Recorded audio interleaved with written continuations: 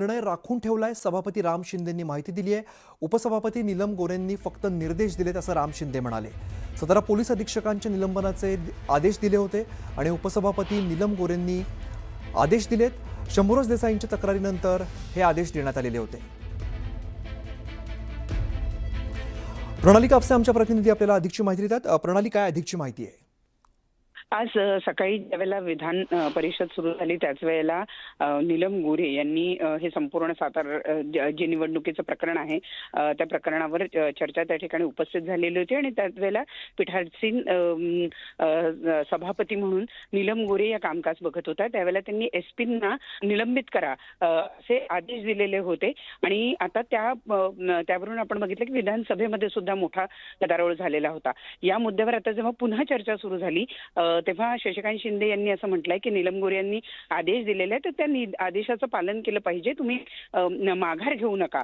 यावर राम शिंदे असं म्हणालेले आहेत की उपसभापती यांनी केवळ निर्देश दिलेले आहे, निर्णय तर आदेश अजून बाकी आहे आणि थोड्या वेळातच या संदर्भातला आदेश सुद्धा दिला जाईल असं त्यांनी म्हटलंय। एकूणच आपण जर बघितलं तर मंत्र्यांना मारहाण केली असं म्हणत परिषदेमध्ये सुद्धा सकाळच्या सत्रामध्ये एक गदारोळ बघायला मिळाला आणि त्यावरूनच नीलम गोरे ज्या त्यावेळेला पीठासीन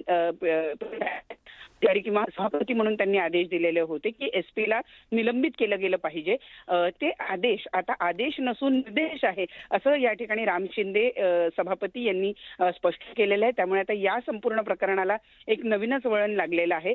नीलम गोरे यांनी दिलेल्या आदेश हे आदेश ते निर्देश होते असं सभापती यांचं म्हणणं आहे आणि त्यावरून सुद्धा आता येत्या कालावधीमध्ये पुढच्या काही वेळामध्ये आपल्याला नेमके राम शिंदे हे काय आदेश देतात हे सुद्धा बघणं महत्त्वाचं ठरणार आहे। बरं प्रणाली, धन्यवाद या सगळ्या माहितीसाठी।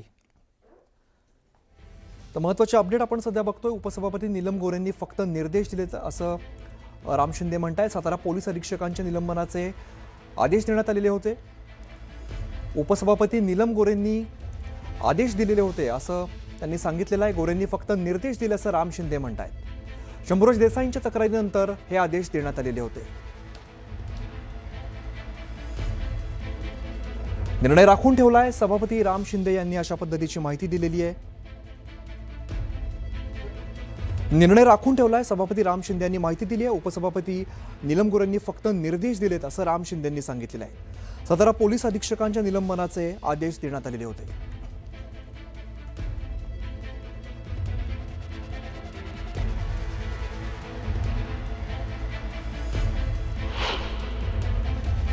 अन्य विधिमंडळाचे नेते आणि मुख्यमंत्री महोदयांनी देखील खालच्या सभागृहामध्ये सखोल चौकशीचे आदेश पारित केलेले आहेत आणि दरम्यानच्या कालखंडामध्ये पीठासीन अधिकाऱ्यांनी देखील आपल्या बोलण्यामध्ये सांगितलंय की चौकशी करणं अपेक्षित होतं, परंतु सरकारने चौकशी केली नाही, तथापि मी असा निर्णय जाहीर करते असं देखील यामध्ये सांगण्यात आलं। त्यामुळे ही सगळी गोंधळाची परिस्थिती पाहता त्यामध्ये या चर्चेच्या अनुषंगाने आणि झालेल्या प्रकाराच्या अनुषंगाने जो रुलिंग देणं अपेक्षित आहे तर ते मी रुलिंग लवकरच देतो। ते रुलिंग मी राखून ठेवलंय आणि त्यामुळं ते रुलिंग राखून ठेवलेलं आहे, मी लवकरात लवकर त्याचं रुलिंग देईन।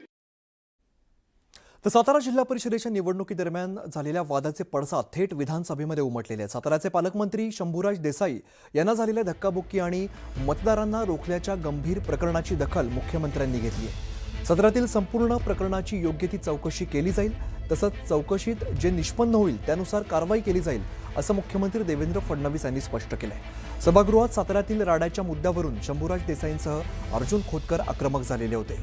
दरम्यान यावेळेला बोलताना उपमुख्यमंत्री एकनाथ शिंदेंनीही भाष्य केलंय। महाराष्ट्राच्या इतिहासात अशी परिस्थिती पहिल्यांदा आल्याची खंत शिंदेंनी व्यक्त केलेली आहे। अशी परिस्थिती कधीच नव्हती असंही ते म्हणालेत। दरम्यान यानंतर मुख्यमंत्री देवेंद्र फडणवीस यांनी संबंधित प्रकरणाची योग्य चौकशी केली जाईल, तसंच चौकशीनंतर जे काही निष्पन्न होईल त्यानुसार कारवाई होणार असल्याचं मुख्यमंत्र्यांनी स्पष्ट केलंय। 100 पोलिसांनी आम्हाला अडवलं, त्यातनंही तो सदस्य म्हणत होता मला मतदानाला जायचे, पालकमंत्री माझ्या बरोबर आहेत, ते मला दरवाजापर्यंत सोडतील।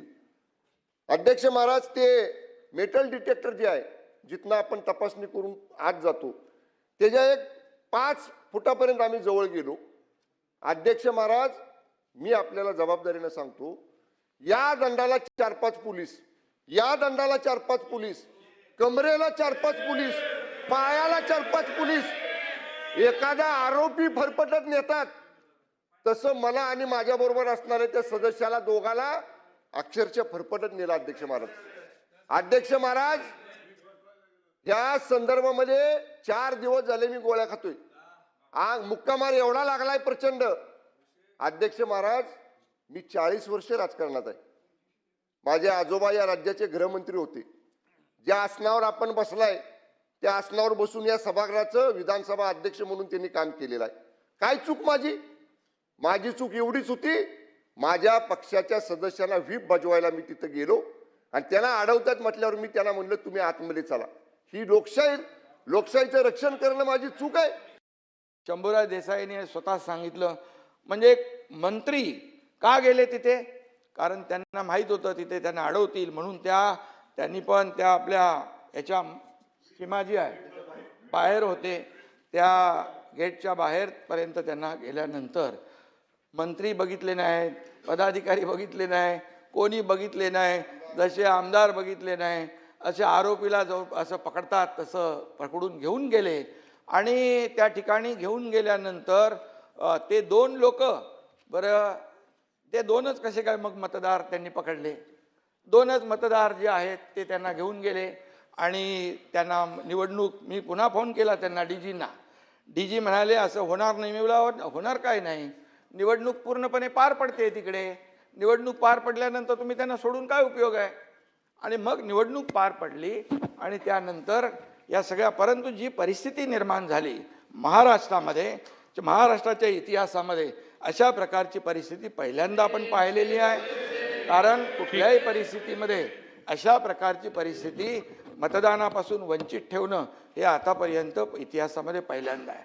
आणि त्यामुळे मला जे माहिती होतं ते, आणि मी त्यांना फोन केले होते म्हणून मी तुमच्या निदर्शनास मी आणू. सन्माननीय उपमुख्यमंत्र्यांनी जी वस्तुस्थिती सांगितलेली आहे त्या वस्तुस्थितीच्या आधारावर या संपूर्ण प्रकरणाची योग्य ती चौकशी केली जाईल आणि चौकशीच्या मध्ये जे काही निष्पन्न होईल त्यानुसार त्याच्यावर कारवाई केली जाईल. तर सातारा जिल्हा परिषद अध्यक्ष निवडणुकीमध्ये झालेल्या वादावरती अखेर पडदा पडलाय. सत्ताधारी शिवसेना विरुद्ध भाजप असा सामना सभागृहात दिसू नये यावरती एकमत झालंय. दोन्ही पक्षांच्या वरिष्ठ नेत्यांनी मुख्यमंत्री आणि उपमुख्यमंत्री यांची स्वतंत्र भेट घेतली. शिवसेनेकडून उद्योगमंत्री उदय सामंत आणि भाजपाकडून महसूल मंत्री चंद्रशेखर बावनकुळे यांनी मध्यस्थी करत चर्चा केली.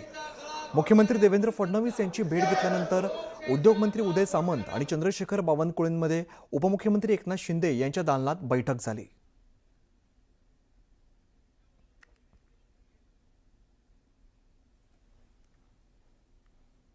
सातारा जिल्हा परिषद अध्यक्ष निवडणुकीमध्ये झालेल्या वादावरती मुख्यमंत्री आणि उपमुख्यमंत्र्यांमध्ये फोनवरून चर्चा झाली.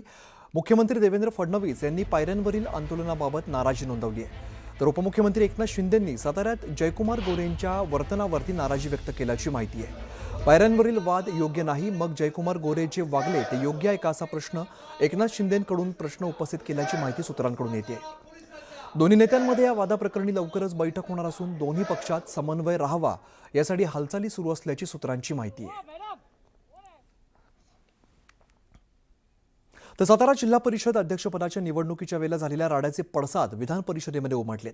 शंभूराज देसाई या मुद्द्यावरून आक्रमक झाल्याचं पाहायला मिळालं.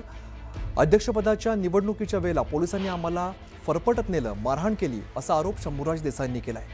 उपसभापतींनी तात्काळ दखल घेत साताऱ्याच्या एसपींचं निलंबन करण्याचे आदेश दिलेत. यानंतर जयकुमार गोरेंनी यावरती आक्षेप घेत आधी वस्तुस्थिती तपासावी अशी मागणी जयकुमार गोरेंनी केली आहे. तर साताऱ्याच्या एसपींचं निलंबन रद्द करावं अशी मागणी त्यांनी केली. तर या संपूर्ण प्रकरणाची न्यायालयीन चौकशी व्हावी अशी मागणी आमदार संजय खोडकेंनी केली आहे.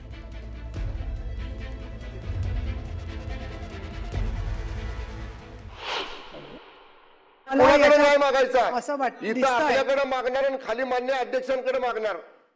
त्यामुळे माझी विनंती आहे, तो एसपी जो वागलाय ना सभापती महोदय, पूर्ण एखाद्या घरगाड्यासारखा वागलाय. त्यामुळे आपण, माझी विनंती आहे, त्याला तात्काळ निलंबित करा, बडतर्फ करा सेवेतनं. आज त्याची निवृत्त हायकोर्ट जज मार्फत त्याची चौकशी करा. हा अन्याय आम्ही सहन करणार नाही. त्यामुळे माझी हात जोडून आपल्याला विनंती आहे, अशा पद्धतीनं मंत्र्यांवर आरेरावी करणाऱ्या मंत्र्यांना जखमी करणाऱ्या त्या पोलीस दलाचा प्रमुख तुषार दोशी, एलसीबीचा इन्स्पेक्टर देवकर, एलसीबीचा असिस्टंट इन्स्पेक्टर गर्जे आणि त्यांच्या बरोबरचे 100 पोलीस यांच्यावर तात्काळ कारवाई करून त्यांना निलंबित करा. मी आज आत्ताच्या आत्ता साताऱ्याचे पोलीस अधीक्षक आणि संबंधित ज्यांनी मतदारांना देवकर आणि तुम्ही जे म्हणतात हे पहा, या सभागृहामध्ये आमदार सांगतात ते खरं मानलं जातं, तर मंत्री सांगतायत म्हटल्यावर ते खरंच मानलं पाहिजे. हा आत्तापर्यंतचा प्रघात आहे. एक. दुसरं, एवढी घटना घडल्यावर सरकारकडून कालच चौकशीचे आदेश जायला हवे होते, ते काही कारणाने गेलेले नाही आहेत. आज पहिला दिवस आहे सुट्टीनंतरचा.